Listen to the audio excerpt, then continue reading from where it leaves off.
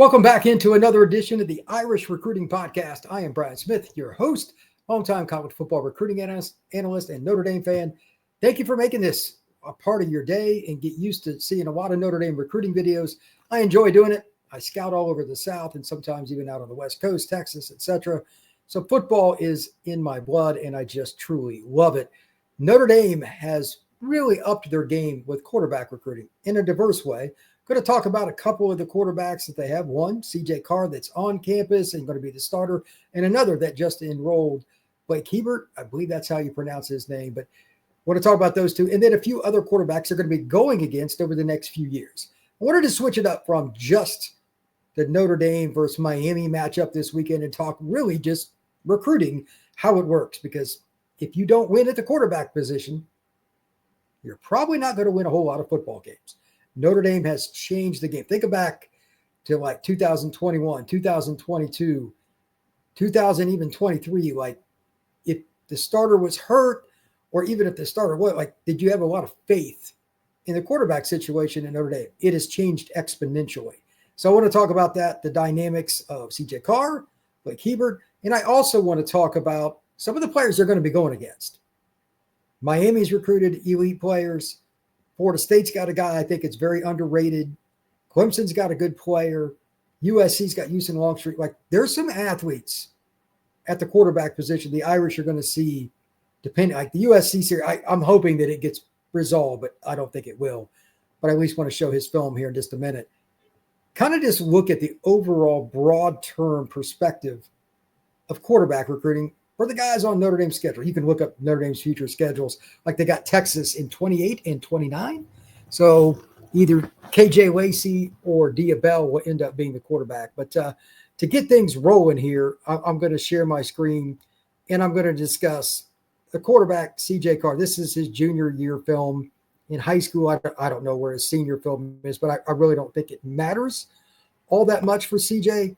He's an elite player in terms of his ability to throw the football down the field and make it happen. That's what you really need to know about CJ. He is not a guy, repeat, he is not a guy that is shy with throwing the deep ball, and I think it's probably his best trait.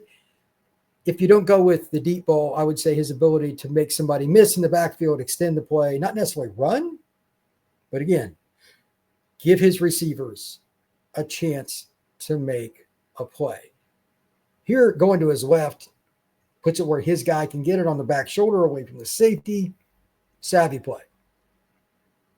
Several of these, you're going to see how he makes the first guy miss, like right there. He just has a presence about him on finding that defensive end or linebacker, whatever it is, coming after him, making him miss. This throw right here, great hole shot in between the linebackers and safeties. This play was interesting because he really tried to fool the defensive players. Spin move, comes up and then throws across his body. I don't really advise that at the collegiate level, but CJ does have some dynamic ability with him. This is another throw right on the numbers, puts it where it needs to go. And then this play here again, he finds a way to avoid that first play. Some of these may not work at the college level, and I get it. I expect Miami to get him a few times, but I think he will surprise people with his ability to fend off the defense for the Miami Hurricanes as well. One more play from CJ, then we'll move on here.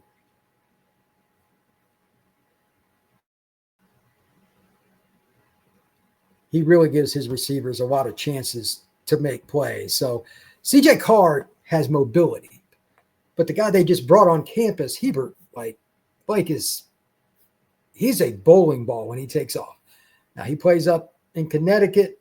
He's at a prep school. I don't think it's necessarily a great situation in terms of competition, but watch his movement, watch the way he throws the football, the arm strength, and just power. He has a lot of talent in terms of just raw ability.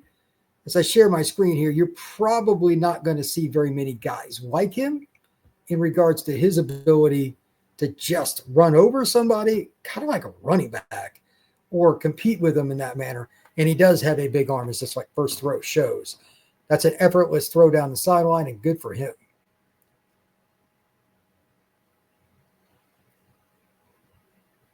His mechanics seem very normal. He doesn't do anything herky-jerky. He has an over-the-top delivery, steps into it very easily. He's not like grunting to throw a 30-yard pass. You know what I mean? Like 50 yards for him is not a big deal. Here's an example of his power breaking through guys, and then he just outruns everybody.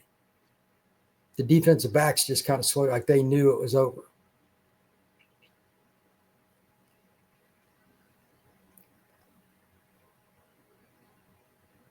Nice touch on this deep ball to the corner. You really can't throw that a whole lot better than what Blake did.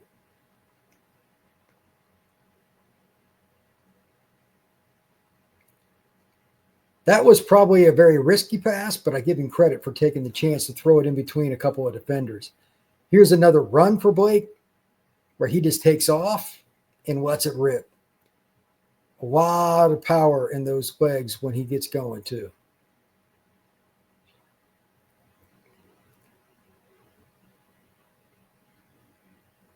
Nice fade ball. Great catch, by the way. Whoever number 7 is has got some talent. And this is where he starts running quite a bit. That's an awful effort at a tackle, so that wasn't very hard. But there's a play coming up here in a second. I think it's this one. Yeah, this one. He just trucks this poor kid. That kid thought he was going to blast him, and he got hurt. And here's another deep ball. Arm strength is definitely not an issue. He's not even trying to throw these passes 30 and 40 yards. They're easy tosses for him. One more play from Blake. That's pretty impressive. All right, now that I've shown a couple of Notre Dame players, I just want to show just a little bit of film. Miami, Florida State, Clemson, etc. Some of the guys Notre Dame's probably going to play against sometime over the next 4 or 5 years. These are all guys, for the most part, that I've seen. I'll talk about it when I bring them up, which guys I haven't, and what I like about them. But Notre Dame certainly has a gauntlet of quarterbacks they're going to be playing against. And the first guy that we're going to talk about is one of the kids I got to know pretty darn well. He played for Cam Newton 7-on-7. I don't really think that Luke Nickel gets enough respect as a recruit. He played at Milton High School. It's one of the best programs, not only in the state of Georgia, but in the country. Back-to-back state championships at the 7A level. And to be really honest with you, probably his best attribute is just making a play in the moment like that right there. He is selfless. He will find a way to make sure his teammates get the football in a prosperous situation. Doesn't care if he calls 5 runs in a row, 5 passes in a row. He just wants to win. And then here, a nice little throwback play. It's an example of his all-around ability just to impact the final score. Kind of like Hebert, like he has that touch when he needs it to throw the deep ball, but he's got a good enough arm to really let it rip too. And that, like right there off his back foot into the back corner of the end zone, that's impressive.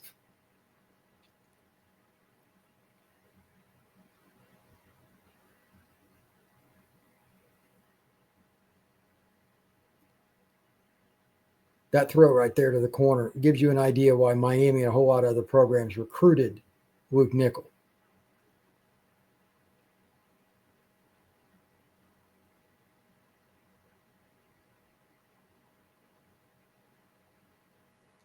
One more play from Mr. Nickel.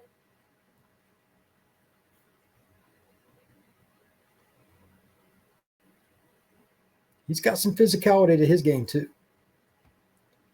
He is definitely not a guy that you would want to have to go against in a one-on-one. He's very, very competitive. So good for him. And to be really honest with you, again, there's just not a lot of guys like him.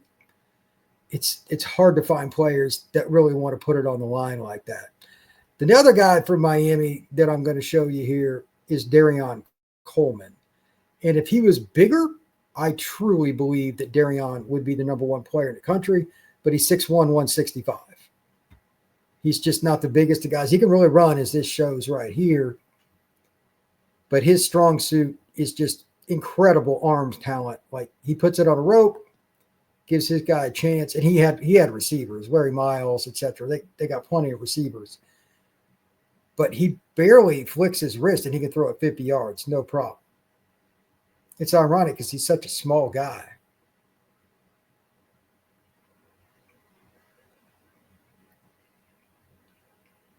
Look at that throw. That is incredible down the seam.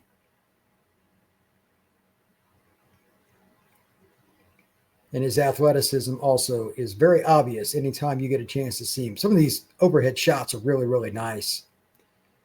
Good throw again to the back corner. Hard to really try and slow him down, to be honest with you.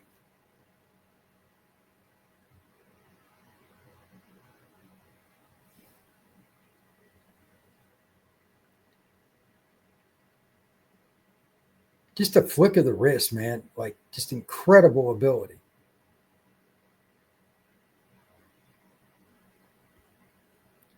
One more play, then we'll move on. Yeah, he's really impressive. All right, next up, let's do this a little bit different. We're going to switch schools here. Notre Dame certainly has some really, really good players coming up on their schedule, but you could argue, everybody's got their own opinion about this, but I mean, Tate Reynolds for Clemson, this is one of the better ones that I need to really understand why in the world he wasn't ranked a little high. I think he's pretty good. Not that he didn't get respect per se, but I think Tate's really good. He's from Queen Creek, Arizona. He's going to Clemson. Had a chance to meet him when he was at Rivals 5-star. His legs are like a linebacker. He's 220 pounds. You can tell he's been on a squat rack quite a few times. A lot of running ability, and he had pretty good arm talent when I saw him live. And I think his film's pretty good too. Queen Creek's one of the better programs in the state of Arizona.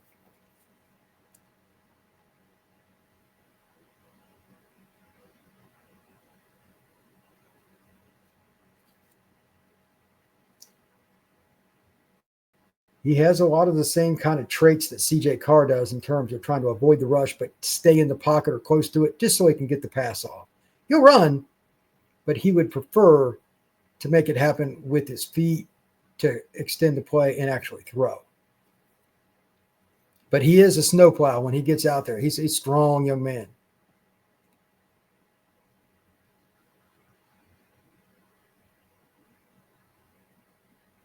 One more play, and then we will move on.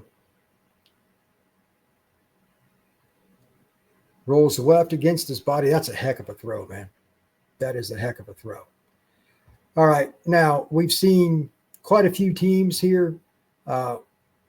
Maybe it's just because I like nostalgia. Maybe it's because I like a lot of the things in regards to, how do I put this? Like all the different teams they played against.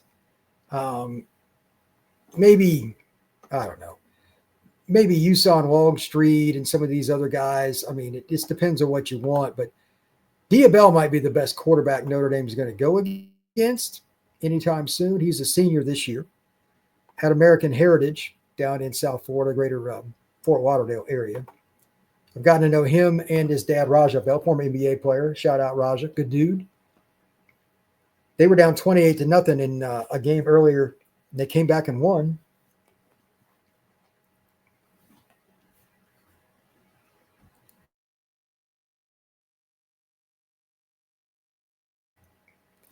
Dia knows how to throw the deep ball like some of these other guys, and he's not afraid of the rush. He'll extend plays with his legs, much like Luke Nickel, much like CJ Carr, and he's an accurate guy. He won the Elite 11 this year. Very effortless thrower of the football. Dia actually went to Notre Dame's camp.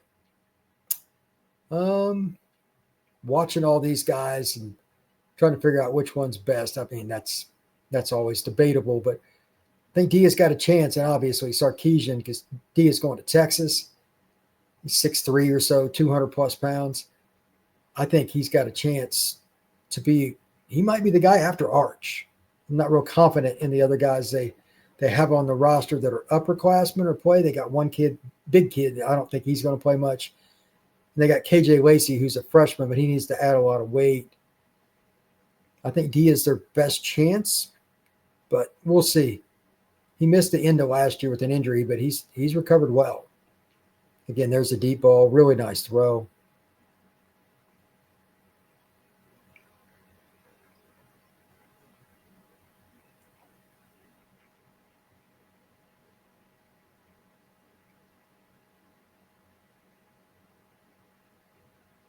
Nice play.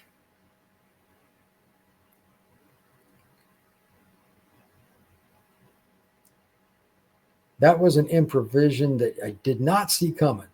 His ability to escape the rush there was impressive. That's a nice pass where he gets it off really quick under duress. Then one more play here from Dia. That's a tremendous look on the RPO to give his guy a chance. So, needless to say, there's a lot of talent that's come in the way of the Irish with some of these quarterbacks. And I don't know which one of these guys is going to end up being the best by any means, but it's really hard to say. It's really hard to say. I'm just going to explain one more player, but Houston Longstreet. I know USC's probably not going to play against Notre Dame long, but whatever. He's a kid that's enrolled at USC. Maybe he ends up taking over this year, so I just want to mention him.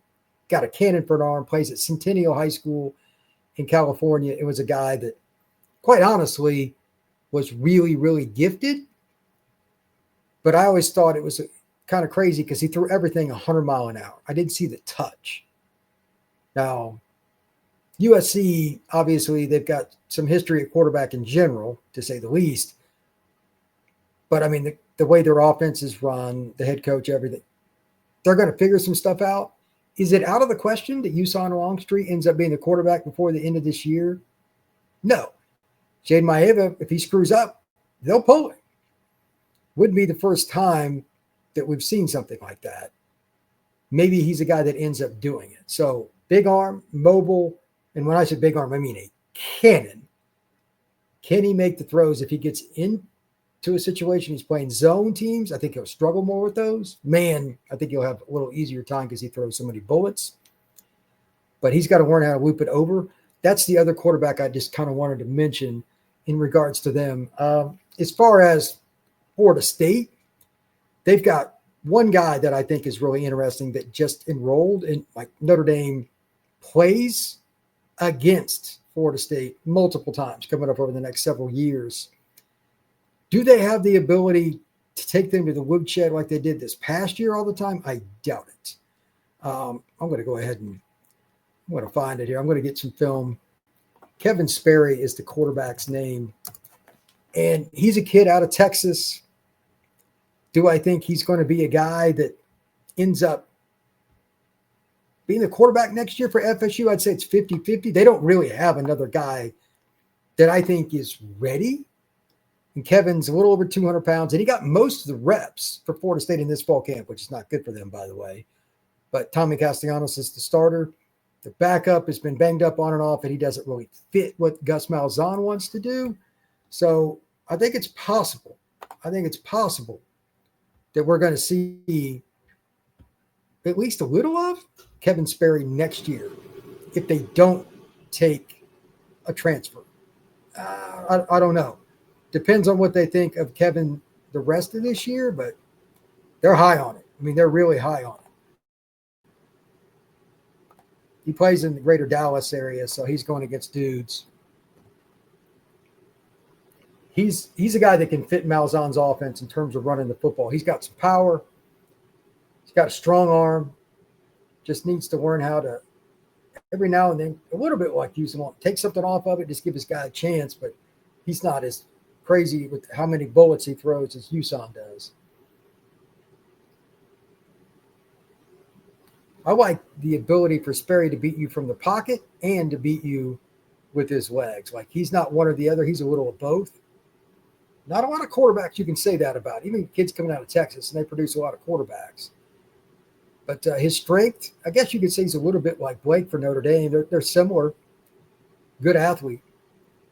One more play here from Sperry because, again, at some point, Notre Dame's going to see this kid playing for Florida State. I think that's pretty inevitable. Nice corner pass right there from him.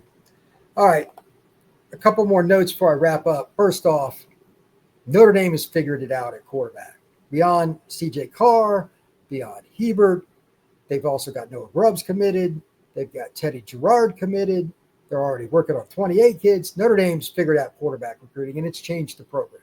The perception is better. It helps get recruits in of all types, including wide receiver and tight end, which you always want to get as many as you can at every spot.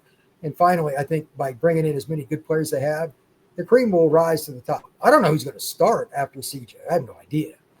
But you have options. I think it would be great if it was Blake because he's going to give you the mobility again and a thumper. But, maybe it's Noah Groves. Maybe it's Teddy Jordan. Those things take care of themselves. I stick with my main theme, sign as many top-notch players, let the chips fall where they may, and you move on. That's it. And you want to have depth anyway. So with that, please like and subscribe. I truly appreciate everybody stepping in here tonight. Check this out. I enjoy doing this. I enjoy having fun with it. I'm going to have another podcast on the Notre Dame Miami situation probably on Friday, and I may have something on Sunday. Depends. I'm not sure. Maybe in the morning. We'll see. But Friday I will have something. So we'll see what we come up with. But I'm going to give my prediction on Friday. That's going to be a straightforward show. So that'll be pretty self-evident. But once again, like and subscribe. We will see you again soon on the Irish Recruiting Podcast.